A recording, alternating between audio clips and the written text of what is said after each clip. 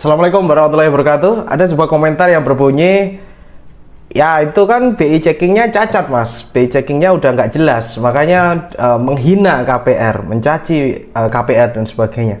Daripada kita ngontrak mas, kalau kita ngontrak kita menguntungkan pengusaha kontrakan gitu ya. Nah, kita akan bahas di video ini mengenai rumah kontrakan dan KPR gitu ya.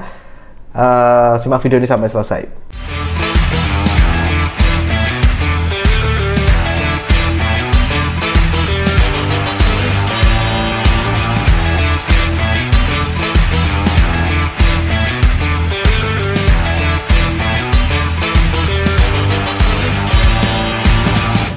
Assalamualaikum warahmatullahi wabarakatuh. Jumpa kembali bersama saya Yayang. Di channel ini kita akan banyak membahas tentang magnet uang, bagaimana kamu bisa tumbuh secara finansial, keuangan, spiritual, dan sebagainya. Hal-hal positif banyak aku share di channel ini. Dan saya ingin teman-teman menuliskan doa terbaik di komentar, tuliskan di bawah doa terbaik Anda, harapan Anda agar diaminkan oleh ratusan ribu viewer channel ini. Jika banyak yang amin, insya Allah doanya akan cepat terwujud. Dan teman-teman bisa masuk ke link Telegram official yang sudah saya bikin di deskripsi ini, gratis ya. Kalian bisa ngobrol dan interaksi langsung bersama saya. Ada sebuah perdebatan ya di kalangan masyarakat, dan itu pun juga saya dulu alami gitu ya, istilahnya mana yang lebih oke. Apakah kita harus mengambil KPR gitu ya ketika kita pengen punya rumah, atau kita melakukan hal yang lain sehingga kita punya tempat berteduh ya. Bagi keluarga-keluarga yang baru menikah, biasanya mereka punya impian untuk tinggal di rumah sendiri, ingin mandiri dan hidup bersama pasangannya ya, tidak memberatkan orang tuanya kembali dan numpang di rumah mertua atau di rumah mereka. Jadi punya keinginan-keinginan seperti itu. Nah, permasalahannya bagaimana kalau misalkan kita belum cukup dana, keuangan belum stabil, uangnya belum cukup, apa yang harus dilakukan? Sedangkan banyak sekali penawaran-penawaran KPR bersubsidi yang ada di luar sana. Ada sebuah komentar yang menyatakan di bawah ini, silakan, ini salah satu komentar di video di salah satu YouTube channel saya, video saya. Mas, ya itu kan kalau KPR-nya cacat, ya jelas dia menghina KPR gitu ya. Karena kalau kita itu ikut KPR bersubsidi, kita akan menguntungkan pemerintah.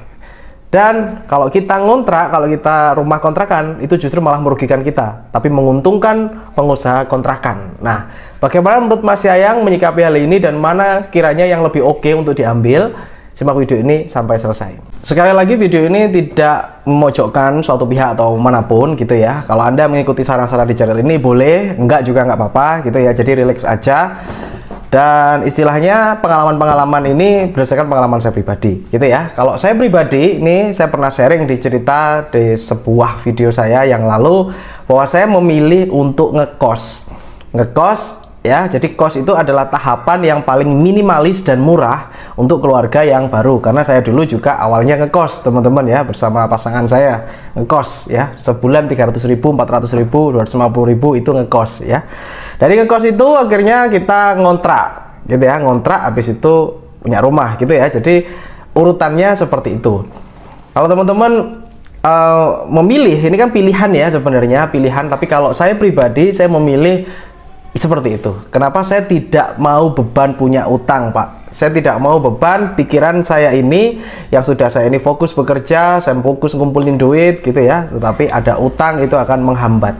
Ya, saya tidak mau keburu nafsu, walaupun KPR-nya oke, dan secara misalkan pendapatan saya itu bisa membayar, seharusnya bisa secara matematis, tapi saya memutuskan untuk tidak. Kenapa?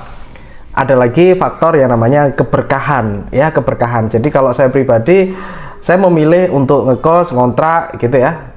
Itu menurut saya itu lebih mulia menurut saya ya. Kembali lagi, ini adalah persepsi pribadi, jangan terlalu ini ya. Kalau menurut saya nggak apa-apa gitu ya, nggak apa-apa. Saya mencari keberkahannya. Dan alhamdulillah teman-teman, ketika saya melakukan hal itu, alhamdulillahirobbilalamin, akhirnya bisa punya rumah sendiri gitu ya. Karena yang saya cari adalah keberkahan, riba Pak. Jadi kalau kita ini, saya langsung aja ceplos gitu ya. Kalau ada pinjaman terus ada denda, ada bunga, ada debt collector, ada ancaman disita, itu riba.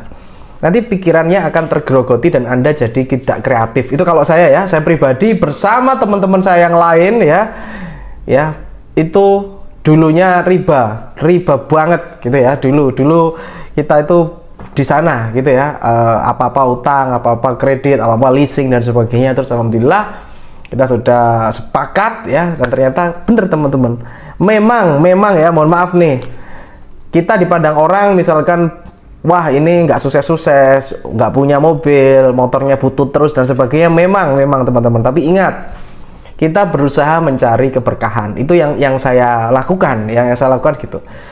Nanti teman-teman, kalau kita mencari keberkahan, insya Allah, Allah itu sudah jamin rezeki kita. Allah sudah menyiapkan rezeki-rezeki gede, rezeki-rezeki besar. Itu sudah disiapkan sama Allah. Kita yakin itu aja. Ya Allah, saya niat cari nafkah, saya cari keberkahan. Saya niat tinggal di kos ini karena saya cari keberkahan. Walaupun saya punya uang, ya Allah, ini untuk subsidi, untuk KPR, saya punya uangnya. Untuk angsuran insya Allah bisa ya Allah, tapi saya enggak, saya tolak. Kenapa? Saya ingin mencari keberkahan. Halo teman-teman, saya sedang buka kelas yang namanya X Mentoring. Di situ akan ada bimbingan bagaimana caranya bikin nama Anda menjadi lebih besar, dan bagaimana Anda bisa punya produk sendiri, merek Anda sendiri, dan bagaimana cara melariskannya. Semuanya berdasarkan kisah nyata saya, pengalaman saya buka-bukaan semuanya saya bongkar di kelas ini. Langsung cek linknya di deskripsi xmentoring.id. Nah, jadi keberkahan itu tuh mahal banget. Kalau mau kaya itu sebenarnya gampang teman-teman, gampang banget mau kaya. Yang sulit itu adalah mencari keberkahan. Nah, jadi saya sarankan teman-teman, silahkan Anda memikirkan ulang gitu ya, memikirkan ulang. Kalau KPR itu teman-teman, kalau nggak lunas itu ancamannya bisa kena sita, kalau telat bisa kena denda.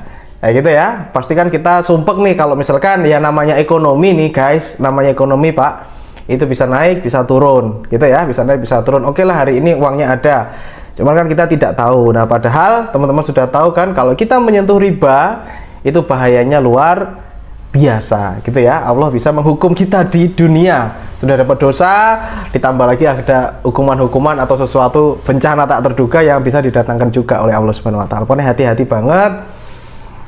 Saya pribadi sangat berhati-hati banget, gitu ya, mengenai hal tersebut.